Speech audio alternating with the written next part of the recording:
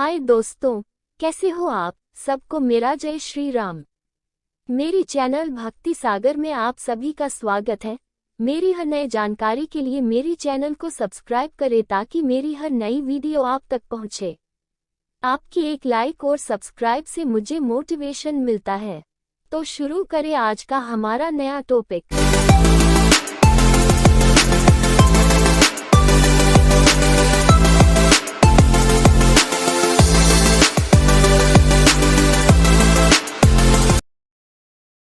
जय श्री कृष्ण। मैं बहुत सारी जानकारी लेके आने वाली हूँ। इस वीडियो के माध्यम से आपको भगवान श्री कृष्ण के बारे में सब जानकारी मिले, और जानकारी ऐसी कि इतना तो हमको पता होना ही चाहिए। शुरू करते हैं हम भगवान श्री कृष्ण की कहानी।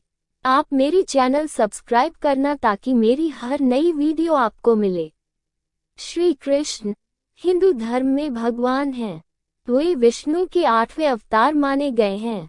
कन्हैया, श्याम, गोपाल, केशव, द्वारकीश या द्वारकाधीश, वासुदेव आदि नामों से भी उनको जाना जाता है।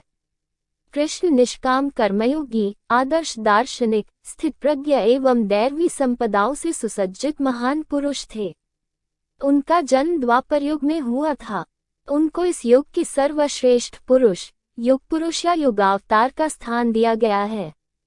कृष्ण के समकालीन महर्षि वेदव्यास द्वारा रचित श्रीमद्भागवत और महाभारत में कृष्ण का चरित्र विस्तृत रूप से लिखा गया है। भगवद गीता कृष्ण और अर्जुन का संवाद है, जो ग्रंथ आज भी पूरे विश्व में लोकप्रिय है। इस उपदेश के लिए कृष्ण को जगत गुरु का सम्मान भी दिया जाता है। श्री कृष्ण करुणा, ज्ञान और प्रेम के ईश्वर, निवास स्थान गोलोक, वृंदावन, द्वारका, गोकुल, वैकुंठ, अस्त्र, सुदर्शन चक्र, युद्ध, कुरुक्षेत्र युद्ध, जीवन साथी, राधा, रुक्मिणी, सत्यभामा, जाम्बवती, नग्नजित्ती, लक्ष्मणा, कालिंदी, भद्रा। माता पिता देवकी माँ और वासुदेव पिता, यशोदा पालक माँ और नंदा बाबा पालक पिता। भाई बहन बलराम, सुभद्रा। शास्त्र भागवत पुराण, ब्रह्मवैवर्त पुराण, विष्णु पुराण, महाभारत, भगवद गीता, गीत गोविंद, गर्ग संहिता, हरिवंश। त्योहार जन्माष्टमी, होली। कृष्ण वसुदेव और देवकी की 8वीं संतान थे। देवकी कंस की बहन थी। कंस एक अत्याचारी राजा था। उसने आकाशवाणी सुनी थी कि देवकी के 8वें पुत्र द्वारा वह मारा जाएगा। इससे बचने के लिए कंस ने देवकी और वसुदेव को मथुरा के कारागार में डाल दिया। मथुरा के कारागार में ही भादो मास के कृष्ण पक्ष की अष्टमी को उनका जन्म हुआ। कंस के डर से वसुदेव ने नवजात बालक को रात में ही यमुना पार गोकुल में यशोदा के यहाँ पहुंचा दिया। गोकुल में उनका लालन पालन हुआ था। यशोदा और नंद उनके पालक माता पिता थे। बाल्यावस्था में ही उन्होंने बड़े बड़े कार्य किए जो किसी सामान्य मनुष्य के लिए संभव नहीं थे। अपने जन्म के कुछ समय बाद ही कंस द्वारा भेजी गई राक्षसी पूतना का वध किया। उसके बाद शकटासुर, तृणावर्त आदि राक्षस का वध किया।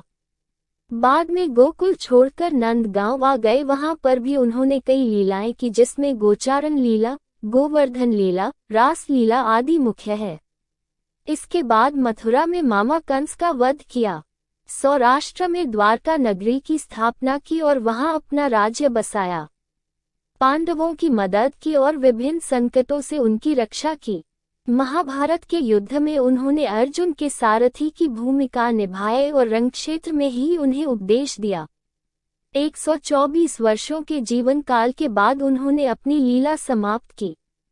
उनके अवतार समाप्ति के तुरंत बाद परीक्षित के राज्य का कालखंड आता है। राजा परीक्षित, जो अभिमन्यु और उत्तरा के पुत्र तथा अर्जुन के पौत्र थे, के समय से ही कलियुग का आरंभ माना जाता है। नाम और उपशीर्षक।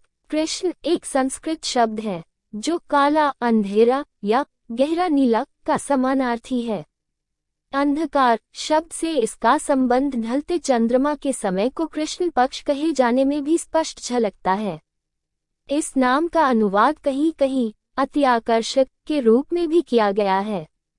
श्रीमद्भागवत पुराण के वर्णन अनुसार कृष्ण जब बाल्यावस्था में थे तब नंद बाबा के घर आचार्य गर्गाचार्य द्वारा उनका नामकरण संस्कार हुआ था।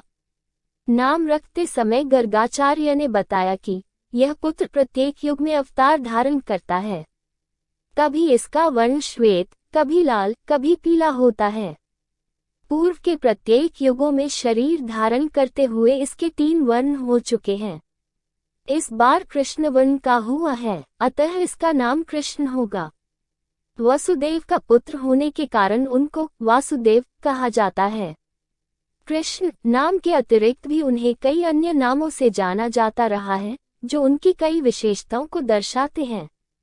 सबसे व्यापक नामों में मोहन, गोविंद, माधव और गोपाल प्रमुख हैं। धन्यवाद। मिलते हैं आगे की नई जानकारी पार्ट 2 में।